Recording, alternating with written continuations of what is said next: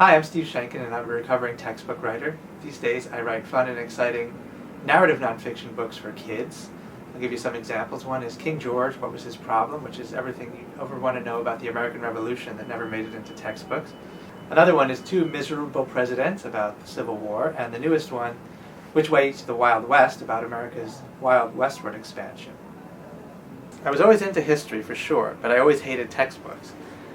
And luckily in my mind I didn't associate the two, because I talk to a lot of kids today and they say, I hate history, and then you dig a little further and ask them why, and it's because they hate their textbook. So they equate the two. I hate my textbook, therefore I hate history. And I guess I just had good teachers, which is what it comes down to, or at least one or two good teachers who were able to separate those things, and I was able to just learn stories and read stories, which is really all history is. And so when I was reading about stories about buried treasure in the Wild West, I didn't know I was learning about history. I just thought I was reading great stories, and that, well, you happen to learn about all these other factors and these things that were going on, and that's the way that I got into it, just as something else to read, something fun to read. So the process for writing is very involved, and for years I thought of it as a very sort of almost like doing homework for a living, but that's not so attractive, so I decided to think of it more as like a nerdy kind of detective work.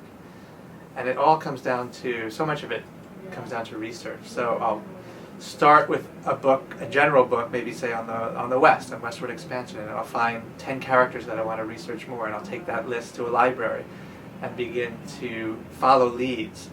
This particular cowboy, and then I can find out, hey, this guy wrote a journal, and then I'll spend a couple of days tracking that down and reading it. Or this pioneer wrote a diary, and I could find that and read it. The kind of stuff that you would never have room to fit in a textbook, because the characters wouldn't be considered important enough, and their everyday lives wouldn't be considered important anyway. It's not testable, it's not something that's going to come up anywhere.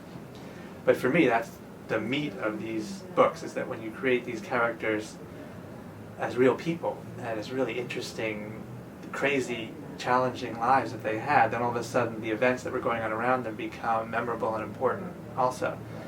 John Adams, in his autobiography, told a story about traveling with Benjamin Franklin in 1776. They were working on business for Congress, and they were traveling through New Jersey. And they showed up at an inn late at night, and there was just one room, and in fact one bed in this room. It wasn't unusual for two people to share a bed in an inn in those days, so they went upstairs and got into the bed. And as they're tucking themselves in their nightshirts and hats, they realized that the window is open. And Adams was terrified of catching cold, so he jumps up in his nightshirt to close the window, and Franklin yelled out, no, don't shut the window, we'll be suffocated. And as Adams has his hands on the window, Franklin begins this long pontification on the cause of colds and good air and bad air, and forces Adams to leave the window open against his will and get back into bed, and continues lecturing him until John Adams falls asleep. And that's not an important story. I'm not trying to make the case that kids have to know that by any means, but I love to tell it because it's just a funny, memorable tidbit, and once you know that, and stories like that, then all of a sudden the important stuff these guys did, and those two guys did many important things, becomes much more memorable. You say, oh yeah, Adams, I know that guy.